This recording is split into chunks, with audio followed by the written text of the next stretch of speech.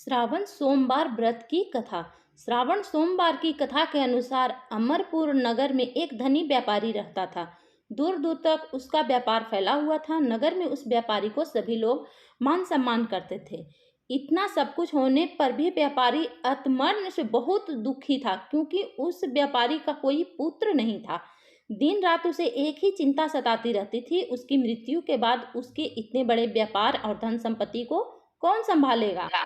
पुत्र पाने की इच्छा से वह व्यापारी प्रति सोमवार को भगवान शिव की व्रत पूजा किया करता था। सायंकाल को व्यापारी शिव मंदिर में जाकर भगवान शिव के सामने घी का दीपक जलाया करता था। उस व्यापारी की भक्ति देखकर एक दिन पार्वती ने भगवान शिव से कहा, हे प्राणनाथ, यह व्यापारी आपका सच्चा भक्त है। कितने दिन से यह सोमवार का व्रत और पूजा नियमित कर रहा है। भगवान आप इस व्यापारी की मनोकामना अवश्य पूर्ण करें। भगवान शिव ने मुस्कुराते हुए कहा, हे पार्वती, इस संसार में सबको उसके कर्म के अनुसार फल की प्राप्ति होती है। प्राणी जैसा कर्म करता है उन्हें वैसा ही फल मिलता है। इसके बावजूद पार्वती जी नहीं मानी। उन्होंने आग्रह करते हुए कहा, नहीं प्राणनाथ, आपको इस व्यापारी की इच्छा पूरी करनी ही पड़ेगी। यह आपका अनन्य भक्त है, प्रति सोमवार आपका विधिवत व्रत रखता है और पूजा अर्चना के बाद आपको भोग लगाकर एक समय भोजन ग्रहण करता है। आपको इसे पुत्र प्राप्ति का वरदान देना ही होगा। पार्वती का इतना आग्रह देखकर भगवान शिव ने कहा, तुम्हारे आग्रह पर मैं इस व्यापारी को पुत्र प्राप्ति का वरदान देता हूँ, लेकिन इसका पुत्र 16 वर्ष से अधिक जीवित नहीं रहेगा। उसी रात भगवान शिव को ने स्वप्न में उस व्यापारी को दर्शन देकर उसे पुत्र प्राप्ति का वरदान दिया और उसके पुत्र के 16 वर्ष तक जीवित रहने की बात बताई। भगवान के वरदान से व्यापारी को खुशी तो हुई, लेकिन पुत्र की अल्पायु की चिंता ने उन्हें खुशी को नष्ट कर दिया। व्यापारी पहले की तरह सोमवार का विधिवत व्रत करता रहा। कुछ महीने पश्चात उसके घर में अति सुंदर पुत्र उत्पन्न हुआ। पुत्र जन्म से व्यापारी के घर में खुशियां भर आई। बहुत धूमधाम से पुत्र जन्म का समारोह मनाया। व्यापारी को पुत्र जन्म की अधिक खुशी नहीं हुई, क्योंकि उसे पुत्र की अल्पायु के रहस्य का पता था। यह रहस्य घर में किसी को नहीं मालूम था। विद्वानों ब्राह्मणों ने उस पुत्र का नाम अमर रखा। जब अमर 12 वर्ष का हुआ तो शिक्षा के लिए उसे वाराणसी भेजने का निश्चय हुआ। व्यापारी ने अमर के मामा दीपचंद को बुलाया और कहा कि अमर को शिक्षा प्राप्त करने के लिए वाराणसी छोड़ाओ। अमर अपने मामा के साथ शिक्षा प्राप्ति करने के लिए चल दिया। रास्ते में जहाँ भी अमर और दीपचंद रात्रि में विश्राम के लिए ठहरे थे, वहीं यज्ञ करते और ब्राह्मणों को भोजन कराते थे। लंबी यात्रा के बाद अमर और दीपचंद एक नगर में पहुंचे। उस नगर का राजा की कन्या का विवाह की खुशी में पूरे नगर को सजाया गया था। निश्चित समय पर बारात आ गई, लेकिन वर का पिता अपने बेटों को एक आंख से काले होने के कारण बहुत चिंतित था। उसे इस बात का भय सता रहा था कि राजा को इस बात का पता चलने पर कहीं वह विवाह से इनकार न कर दे, इससे उसकी बड़ी बदनामी होगी।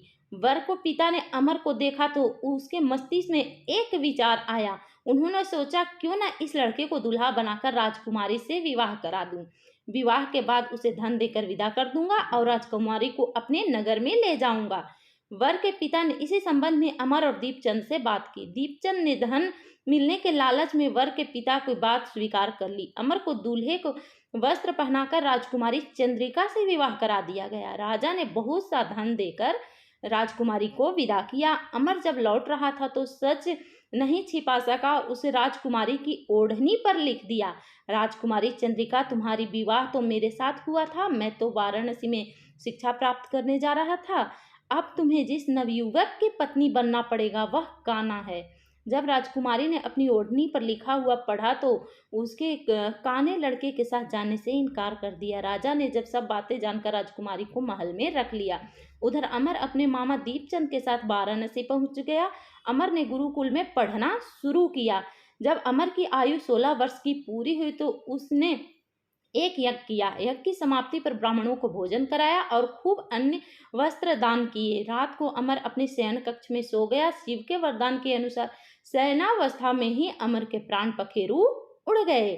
सूर्योदय पर मामा अमर को मृत देखकर रोने पीटने लगा। आसपास के लोग भी एकत्रित हो गए। मामा के रोने के विलाप करने के स्वर समीप से गुजरते हुए भगवान शिव और माता पार्वती ने भी सुने। माता पार्वती ने भगवान से कहा, प्राणनाथ, मुझको इसके रोने के स्वर सहन नहीं हो रहे हैं। आप इस व्यक्ति के कष्ट को अवश्य दूर करें। भगवान शिव ने पार्वती जी के साथ अदृश्य रूप में समीप जाकर अमर को देखा तो पार्वती जी से बोले, पार्वती, यह तो उसी व्यापारी का पुत्र है।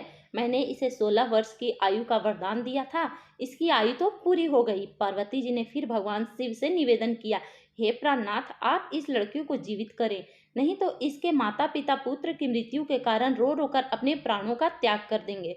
इस लड़के का पिता तो आपके परम भक्त है, वर्षों से सोमवार का व्रत करते हुए आपको भोग लगा रहा है। पार्वती जी के आग्रह करने पर भगवान शिव ने उस लड़के को जीवित होने का वरदान दिया और कुछ ही पल में वह जीवित होकर उठ बैठा। शिक्षा समाप्त करके अमर अपने मामा के साथ अपने नगर की ओर चल दिया।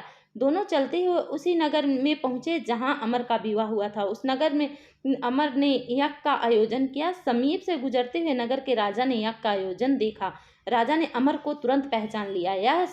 यज्ञ समाप्त होने पर राजा अमर और उसके मामा को महल में ले गया और कुछ दिन उन्हें महल में रखकर बहुत सा धन वस्त्र देकर राजकुमारी के साथ विदा किया। रास्ते में सुरक्षा के लिए राजा ने बहुत से सैनिकों को भी साथ भेजा। दीपचंद नगर में पहुंचते ही एक दूत को घर भेजकर उस अपने आगमन की सूचना भेजी। अपने बेटे अमर से को जीवित वापस लौटने की सूचना में व्यापारी बहुत प्रसन्न हुआ। व्यापारी ने अपनी पत्नी के साथ स्वयं को एक कमरे में बंद कर रखा था। भूखे प्यासे रहकर व्यापारी और उसकी पत्नी बेटे की प्रतीक्षा कर रहे थे। उन्होंने प्रतीक्षा कर रखी थी कि यदि उन्हें अपने बेटे की मृत्यु का समाचार मिला तो दोनों अपने प्राण त्याग देंगे। व्यापारी अपनी पत्नी और मित्रों के साथ नगर के द्वार पर पहुंचा। अपने बेटे के विवाह का समाचार सुनकर पुत्रवधू राजकुमारी चंद्रिका को देखकर उसकी खुशी का ठिकाना न रहा। उस रात भगवान शिव ने व्यापारी को स्वप्न में आकर कहा, हे श्रेष्ठी, मैंने तेरे सोमवार के व्रत करने और व्रत कथा सुनने से प्रसन्न होकर तेरे पुत्र को लंबी आयु प्रदान की है।